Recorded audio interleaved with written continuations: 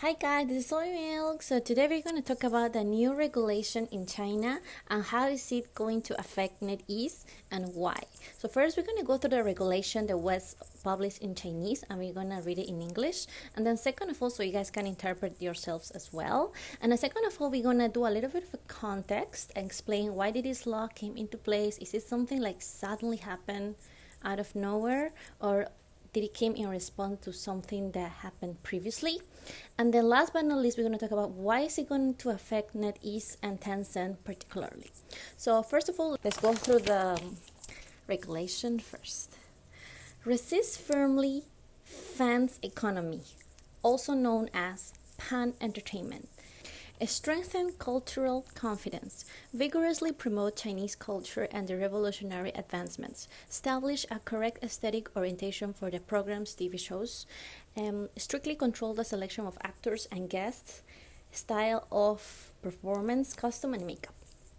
Resolutely avoid the so feminine aesthetic and resist the sensationalization of ostentation.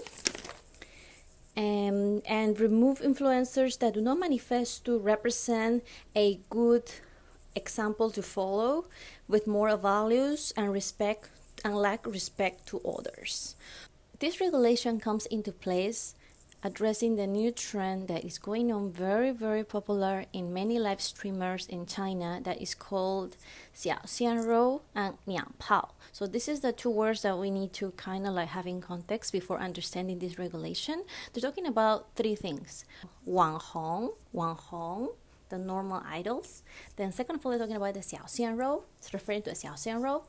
And third, last but not least, they're mentioning not exclusively, but they're including at the niang pao. And niang pao is the so feminine or so gay aesthetics. Basically, this is referring to some male idols that use their aesthetics and their appearance to appear very feminine in order to get free things from the fans and in order to appeal more. But what is the problem with appearing so feminine? Actually, the problem is not the fact that they're appearing so feminine.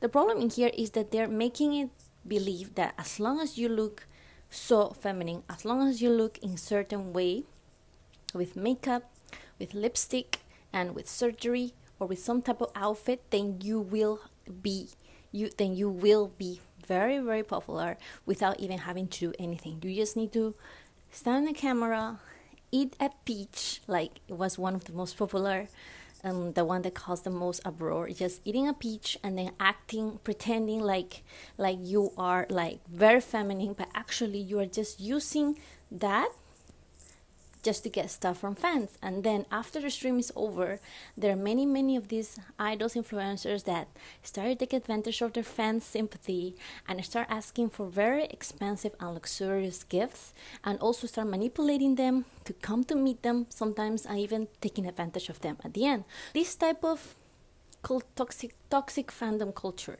can lead to them basically asking the fans to do whatever they want.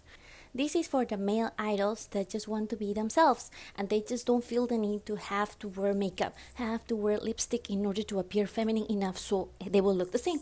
Because if you watch any of the survival shows in China and the live streams of some idols that are called the typical xiao or the typical niang pao, then they will extremely act in a certain way, which almost becomes a little bit like they know they are faking it and they're taking advantage of that aesthetic just to gain views or just to get fans to like them and then to buy them things. And there is just a way of manipulating people as well. And also not only that, they're also making the standard of men to become like, if you're pretty, if you're good looking man, then you don't need to do anything else, just keep being pretty and then you'll be fine, like that. And then they just want to, the regulation comes just to destroy that way of thinking that not only the men that wear makeup and look good can be popular. For example, like the best seller of makeup, he's a feminine man, he's openly gay, and he obviously loves doing his job,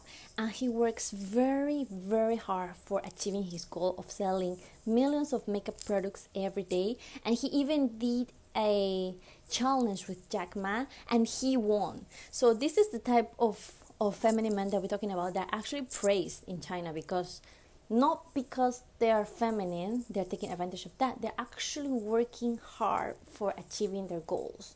And then last but not least, I'm going to talk about then why this deregulation also came all of a sudden right after this incident happened, which is the incident of the milk bottles.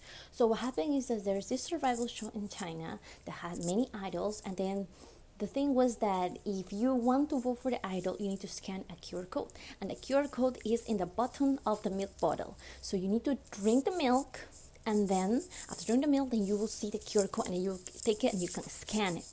So what happened is that the fans bought literally 270,000 milk bottles. They literally open them all and throw away the contact in the street or whatever, and then just to take the QR code. And this totally goes against Chinese values of not wasting food, and then just not being wasteful, and then just not being like that, not doing that type of attitude. So this was really shocking news in China. And then that's what also make it like what went wrong with the idol culture. Like, one thing is to love your idol, but one other thing is like to go to extreme extent of doing things for the idol, just like even blindly as they ask you like, I want an airplane, and they'll get an airplane. You know what I mean? Like, it's like an extreme simping, in a way, calling it like that. So that was this regulation comes to place because it not only mentions the feminine men, it also mentions the toxic influencers that lack respect for their fans. They just want to take advantage, like the Chris Wu situation, like he took advantage of underage girls and all those type of things. So it's a chain of events that happened before the regulation came in. Now, last but not least, we're going to mention why is it going to affect NetEase and Tencent the most. Well, the main thing is that Tencent and NetEase are both huge, giant platforms in China. They own gaming, music, live stream, TV shows, like everything that is internet, like they have a big share of it. And in China, the most profiting platform is live streaming. So of course it's going to affect Tencent and NetEase because they own a lot of the biggest live stream platforms, like for example CC 直播, Huya, Douyu, B 站, yeah.